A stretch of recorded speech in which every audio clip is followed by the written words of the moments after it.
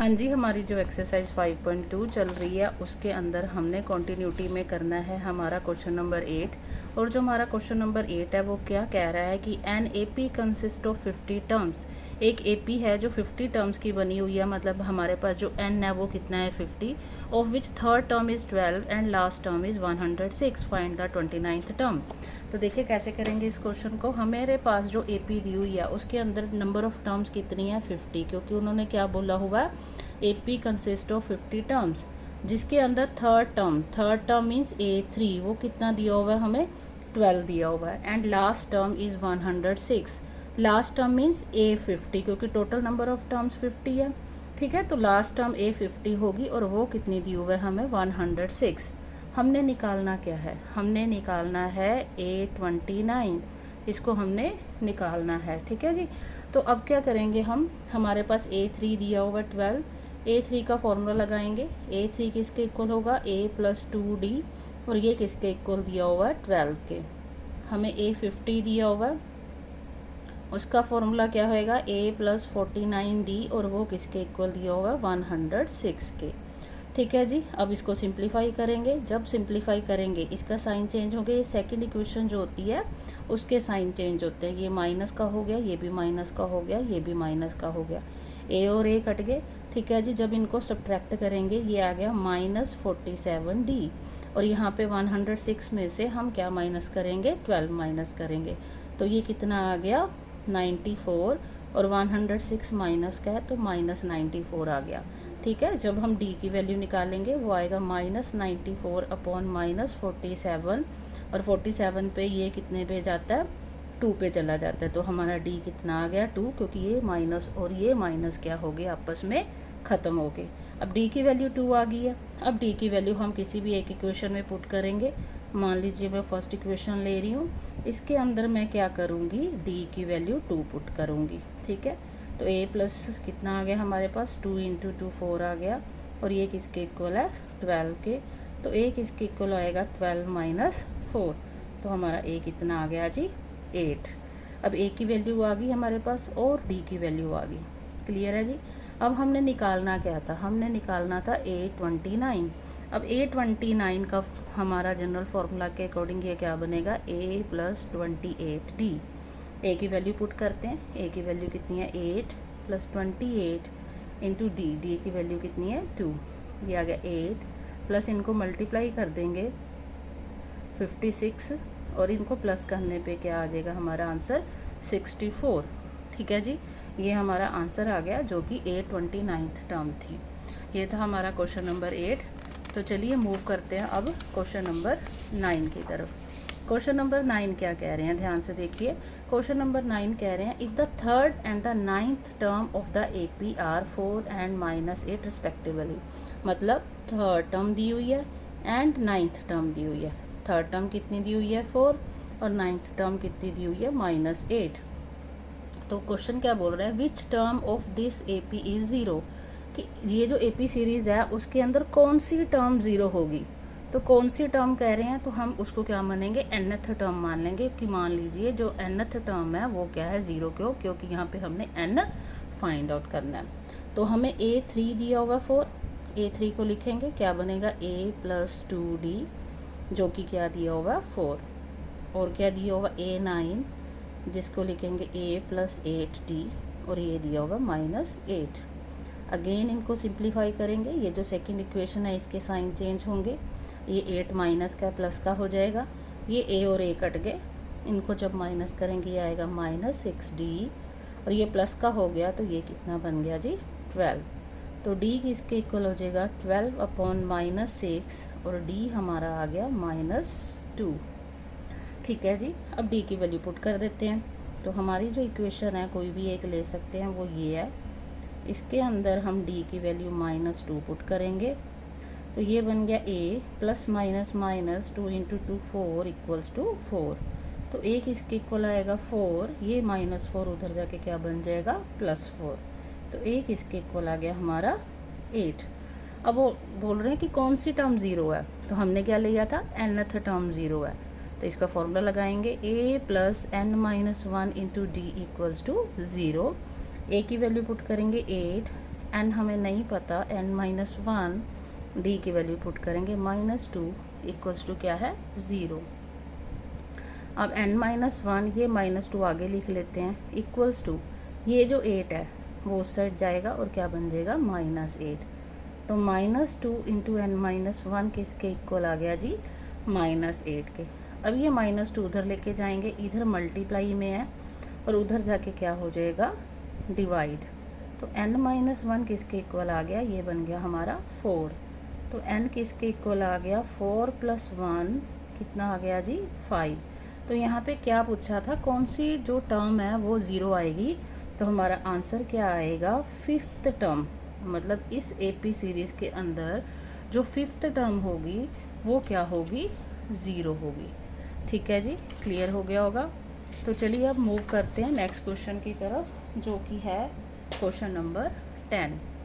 ध्यान से देखिए, क्वेश्चन नंबर 10 में क्या कह रहे हैं, the 17th term of the AP। ठीक है, क्या ध्यान से देखिए, 17th term of an AP exceeds its 10th term by 7। मतलब जो AP सीरीज़ की 17th टर्म है वो क्या है, अपने उसी AP सीरीज़ की 10th टर्म से कितनी ज़्यादा है 7 ज़्यादा है। अगर हम इन दोनों को बराबर करना है, ये 7 टर्म्स बड़ी है ज़्यादा है, तो इसके अंदर हम 7 प्लस कर देंगे ताकि दोनों क्या हो जाएं आपस में इक्वल हो जाएं। ठीक है, ऐसे नहीं करना तो ऐसे कर सकते हैं, A17 में 7 टर्म्स ज़्यादा हैं तो हम 7 माइनस कर देंगे तो भी ये आपस में क्या हो जाएंगी इक्वल हो जाएंगी। और हमने निकालना क्या है कॉमन डिफरेंस। तो कोई भी एक कंडीशन लिख लेते हैं, 17th टर्म जो AP की है वो ज़्यादा है, नंबर ऑफ़ टर्म्स उसमें ज़्यादा हैं, 10th टर्म ऑफ AP से 7 ज़्यादा है। ठीक है, 7 ज़्यादा है तो यहाँ क्या लिखेंगे प्लस, क्योंकि हमने दोनों को क्या करना है इक्वल। अब A17 क्या बनेगा A + 16D। ठीक है, इक्वल्स टू A10 क्या बनेगा A + 9D और +7 ऐसे ही रहेगा।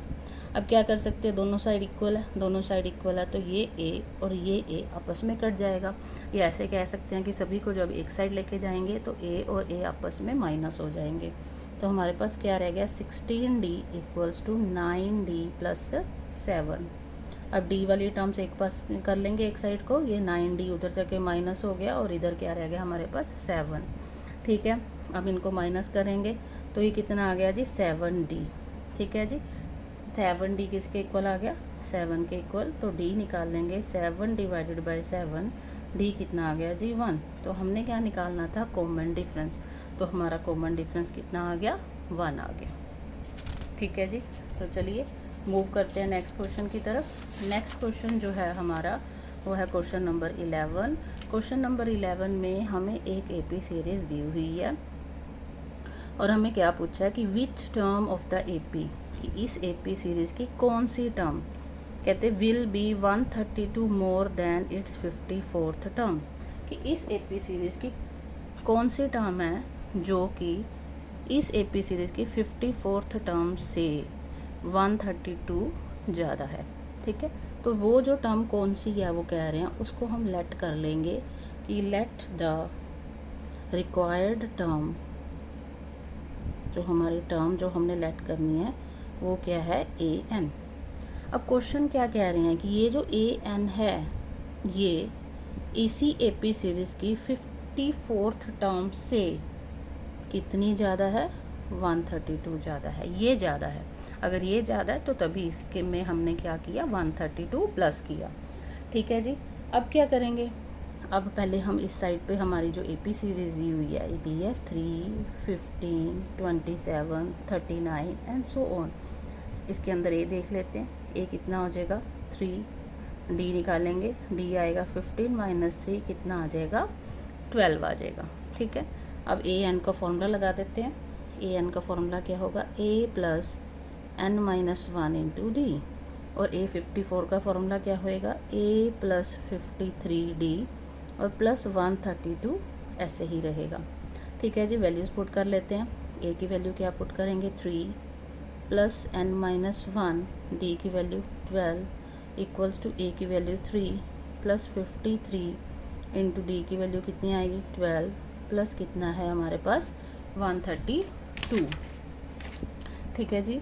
अब ये 3 और ये 3 सब्ट्रैक्ट हो जाएंगे, नहीं भी ऐसे करना तो इसको ऐसे लिख सकते हैं, n-1 into 12 equals to 3 plus जब इनको मल्टीप्लाई किया 53 और 12 को, ये कितना आ गया 636 प्लस ये कितना है 132 और ये वाला 3 जो प्लस का था वो उधर जाके क्या हो गया -3।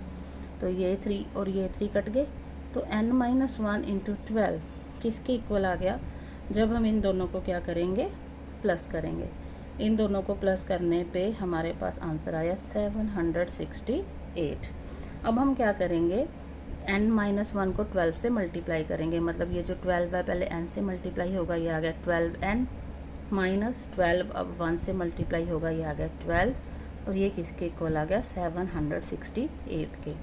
अब क्या होगा, अब होगा ये माइनस का 12 है, उधर जाके क्या करेगा ये प्लस करेगा, अब उधर जाके प्लस करेगा तो इनको टोटल क्या बन गया हमारा 780। ठीक है जी।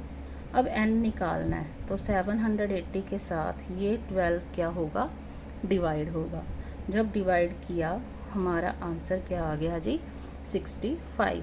तो उन्होंने क्या पूछा था, which term of the AP, कि इस एपी सीरीज़ की कौन सी टर्म जो है वो 54th टर्म से 132 ज़्यादा है।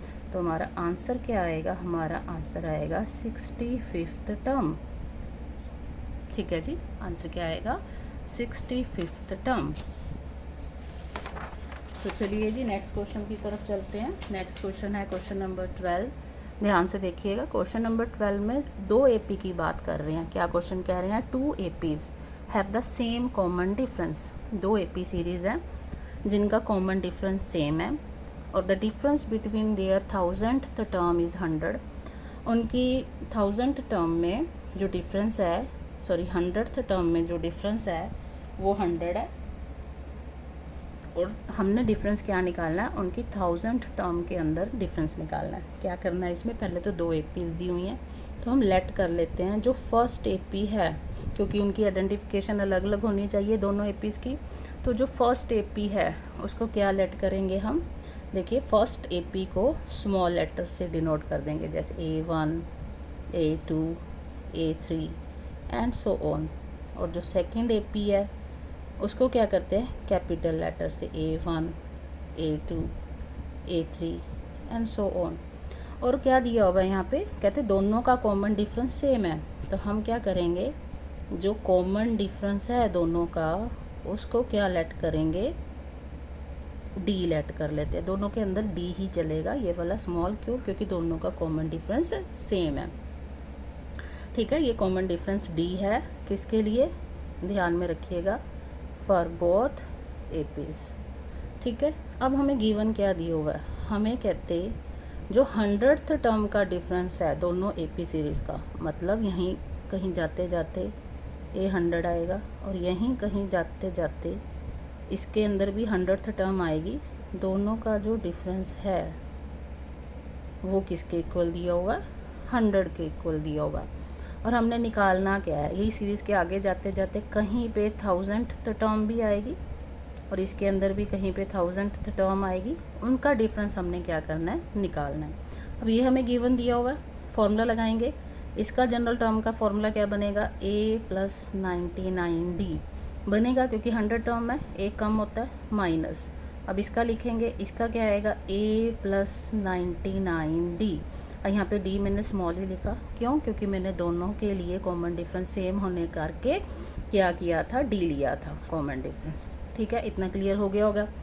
अब माइनस है बाहर तो ब्रैकेट खोलेंगे, A + 99D, ये आ गया -A - 99D और ये किसके इक्वल आ गया 100 के। ये देखिए ये टर्म कट गई, हमारे पास क्या आ गया A - A किसके इक्वल आ गया 100 के। ठीक है जी, निकालना क्या था हमने ध्यान से देखिए, हमने निकालना है जो 1000th टर्म है दोनों की, उनके अंदर डिफरेंस निकालना। तो फिर से वही करेंगे, इसका फॉर्मूला लगाएंगे, क्या आएगा A + 999D। ठीक है ना, एक कम होता माइनस, ये क्या आएगा A + 999D। अगेन दोनों के अंदर कॉमन डिफरेंस मैंने क्या लिया, डी लिया। ठीक है, तो अब ब्रैकेट ओपन करेंगे, ये आ गया माइनस ए, ये आ गया माइनस 999D, ये अगेन कट गया और इन दोनों का डिफरेंस क्या आ गया, ए माइनस ए। और यही हम निकाल चुके हैं यहाँ पे, क्या डिफरेंस है उनका, 100। तो दैट मीन्स इसकी जगह पे हम क्या लिख सकते हैं, 100 लिख सकते हैं।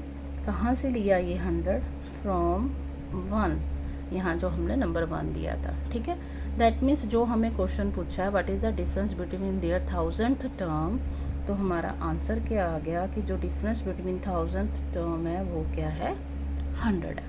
ठीक है जी, क्लियर हो गया होगा। तो चलिए नेक्स्ट क्वेश्चन की तरफ चलते हैं। नेक्स्ट क्वेश्चन जो है हमारा क्वेश्चन नंबर 13, उसमें क्या बोल रहे हैं, how many 3 digit numbers are divisible by 7, कि कितने 3 डिजिट नंबर हैं जो 7 से डिवाइड होंगे। पहले ये बात ध्यान से देखिए कि 3 डिजिट नंबर कहाँ से शुरू होते हैं।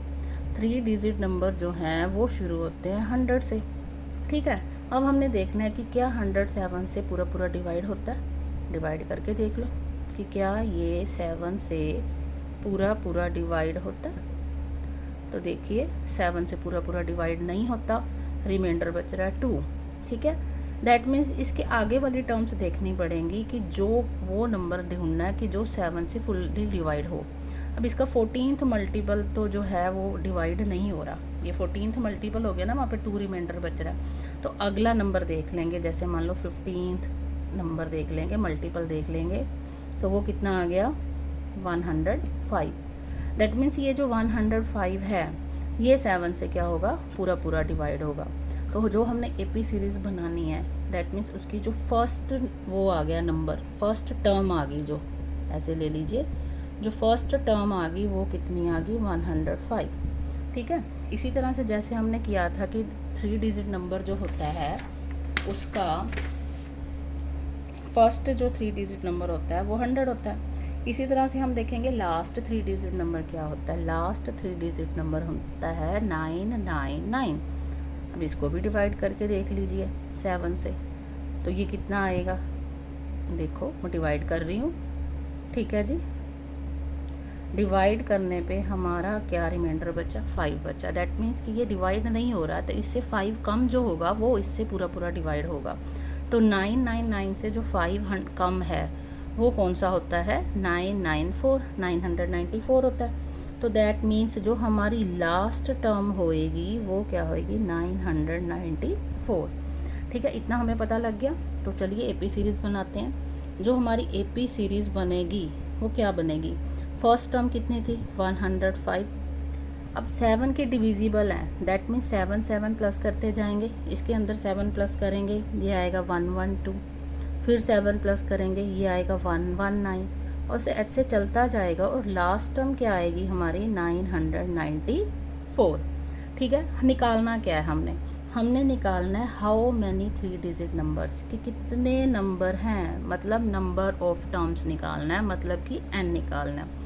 ठीक है जी, तो इसको जो लास्ट टर्म होती है उसको क्या मान लेते हैं हम, nth टर्म मान लेते हैं। यहाँ पे a क्या आएगा, a आएगा 105, d कितना आएगा, 112 में से 105 माइनस करेंगे, क्या आएगा 7। लास्ट टर्म क्या है, 994, इसको क्या मानेंगे, इसको मानेंगे nth टर्म। ठीक है जी, फॉर्मूला लगाएंगे। फॉर्मूला क्या होता है, a plus n minus 1 into d equals to 994। a की वैल्यू पुट करेंगे 105 प्लस n माइनस 1, d कितना है 7, ये किसके इक्वल हो गया, 994 के। अब क्या होगा, अब ये जो 105 है ये इधर जाके क्या होएगा, सब्ट्रैक्ट होगा। तो n माइनस 1 इंटू 7 किसके इक्वल आ गया, जब इनको सब्ट्रैक्ट करेंगे ये आ गया 889। ठीक है जी, अब n माइनस 1 निकालना है, ये 7 इधर जाके क्या होगा, डिवाइड। अब हमारा n माइनस 1 किसके इक्वल आ गया, जब इनको डिवाइड करा तो ये कितना आ गया जी, 127। तो n निकालेंगे तो ये जो -1 है ये इधर जाके क्या होगा, +1। तो n कितना आ गया, 128। तो क्वेश्चन क्या पूछा था, हाउ मैनी 3 डिजिट नंबर्स, कि कितने 3 डिजिट नंबर हैं, तो आंसर आ गया 128। ठीक है जी, कि इतने 3 डिजिट नंबर हैं हमारे पास जो कि 7 से क्या हैं, डिविजिबल हैं। ठीक है जी, बाकी क्वेश्चन नेक्स्ट वीडियो के अंदर करेंगे। अगर आपको मेरी वीडियो अच्छी लगी है तो लाइक कीजिए, सब्सक्राइब कर लीजिए मेरे चैनल को। Thank you.